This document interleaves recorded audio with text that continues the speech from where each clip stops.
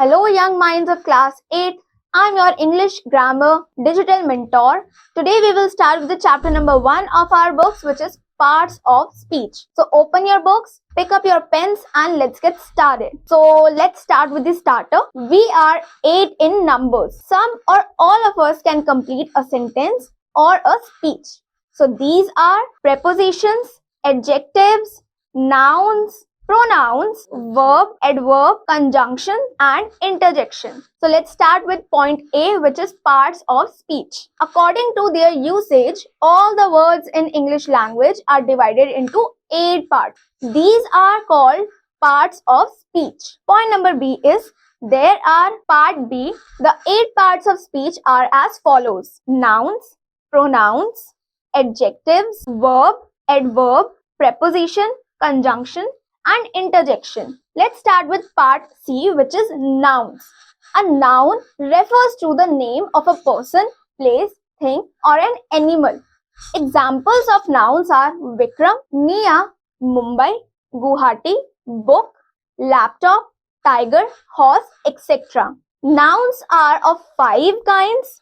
First is common noun, proper noun, collective noun, material noun, and abstract noun. Nouns have number and gender. Now let's see part number D, which is pronouns.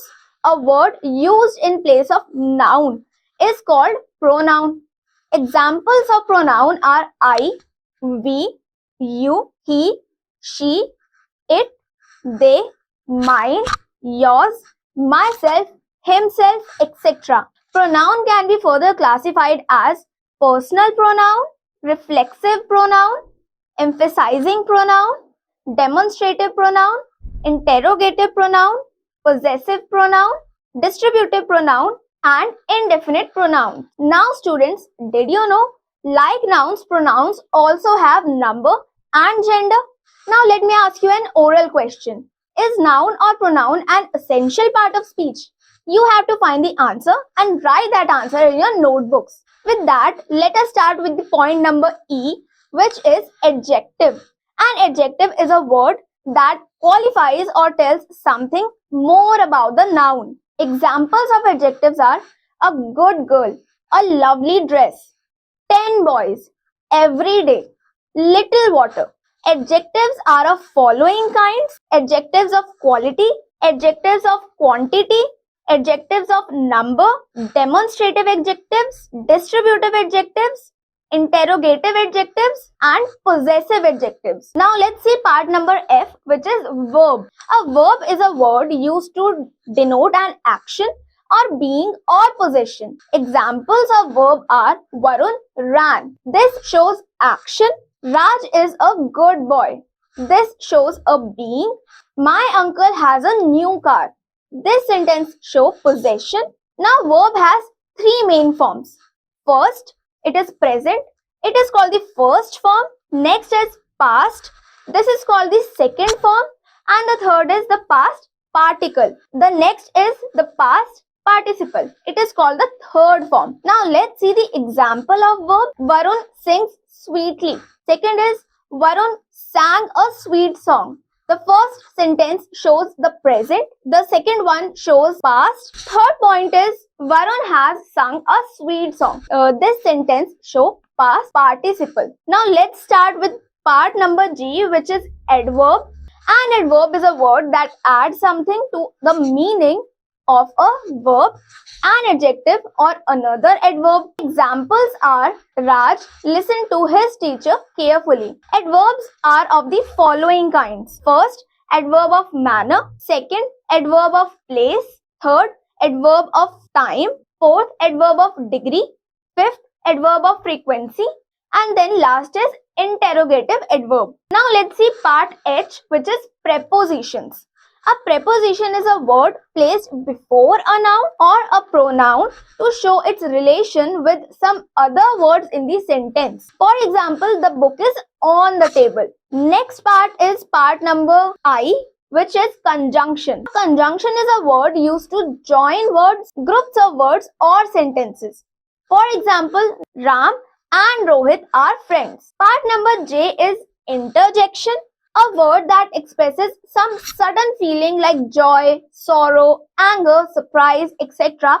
is called an interjection. For example, hurrah! The Indian chess team won the gold medal. Now let's do some exercises related to these concepts. In part number K, we have to underline the nouns and circle the pronouns in the following sentence. Let's see the first part. She generally avoids bad companions. In this sentence, we doesn't have any noun, but here she is pronoun. So we will circle she. In the similar manner, you have to do rest of the parts of this exercise by yourself. Let's start with the next part of this chapter, which is part number L.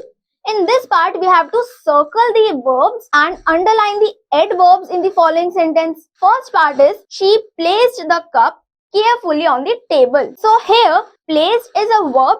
So we will circle placed, and carefully is adverb. So we will underline carefully. In the similar manner, you have to do rest of the parts of this exercise by yourself. With that, let's move on to the next part of this question, which is part number M. That is, circle the adjectives in the following sentences. First part is, a dog is very loyal to its master. So in this sentence, loyal is adjective.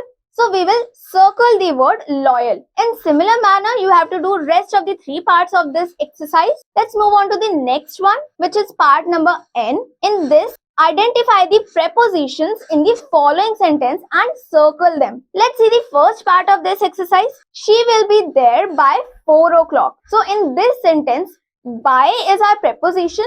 So we will circle by.